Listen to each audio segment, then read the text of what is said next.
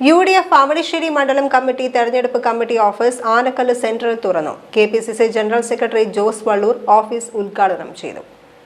തെരഞ്ഞെടുപ്പിന്റെ പ്രാധാന്യം നമുക്ക് എല്ലാവർക്കും അറിയാം. പ്രത്യേകിച്ച് അവണിശ്ശേരിയിൽ കഴിഞ്ഞ ഒരുപാട് വർഷങ്ങളായി സംഘപരിവാർ നേതൃത്വം കൊടുക്കുന്ന ഭൂരിപക്ഷമില്ലാത്ത ഒരു സംവിധാനം, ആ സംവിധാനത്തിന്റെ ദുർഭരണം ഈ പ്രദേശത്തുണ്ടാക്കിയ വികസന മുരടിപ്പിനെ സംബന്ധിച്ചൊക്കെ തന്നെ നമുക്ക് എല്ലാവർക്കും അറിയാം. പ്രാദേശിക വികസന കാര്യങ്ങളിൽ, അടിസ്ഥാനപരമായ വികസന വിഷയങ്ങളിലൊക്കെ തന്നെ ഒന്നും ചെയ്യാത്ത ഒരു ഭരണസമിതി, കുടിവെള്ളത്തിന്റെ കാര്യത്തിലാണെങ്കിലും, വെളിച്ചത്തിന്റെ കാര്യത്തിലാണെങ്കിലും, വഴിയുടെ കാര്യത്തിലാണെങ്കിലും, അടിസ്ഥാനപരമായ കാര്യങ്ങളിലൊന്നും തന്നെ ഒരു ഇഞ്ച് പോലും മുന്നോട്ട് പോകാൻ തയ്യാറാകാതെ, ജനോപകാരപ്രദമായ ഒരു പദ്ധതി പോലും പ്രഖ്യാപിക്കാൻ പോലും തയ്യാറാകാതെ മുന്നോട്ട് പോയ ഈ ദുർഭരണം, പ്രാദേശിക ഭരണം, അത് അവസാനിപ്പിക്കാനുള്ള ഒരു വലിയ മുന്നേറ്റമാണ് ഈ തെരഞ്ഞെടുപ്പിൽ നമ്മൾ കാഴ്ചവെക്കുന്നത്. ഒട്ടേറെ കാര്യങ്ങൾ നമുക്ക് എല്ലാവർക്കും അറിയാം. പറയാൻ തീരുമാനിച്ചാൽ ഒരുപാട് കാര്യങ്ങൾ സൂചിപ്പിക്കാം.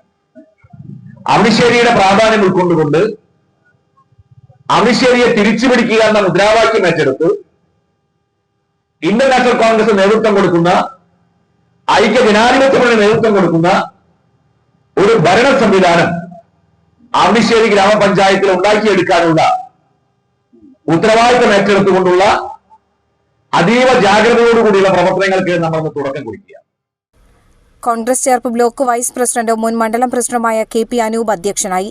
Congress block secretary Chandu Surendran, block president Sijo George, ജില്ലാ പഞ്ചായത്ത് ചേർപ്പ് ഡിവിഷൻ സ്ഥാനാർത്ഥി CK വിനോദ്, കേരള കോൺഗ്രസ് ജേക്കബ് വിഭാഗം ജില്ലാ സെക്രട്ടറി ബാലസുന്ദരൻ, KPCC വിചാർ വിഭാഗം സെക്രട്ടറി ലാൽ എന്നിവർ സംസാരിച്ചു. അവണിശ്ശേരി പഞ്ചായത്തിലെ 16 വാർഡുകളിലെ സ്ഥാനാർത്ഥികളെയും 3 ബ്ലോക്ക് ഡിവിഷൻ സ്ഥാനാർത്ഥികളെയും ജോസ് വള്ളൂർ പ്രഖ്യാപിച്ചു.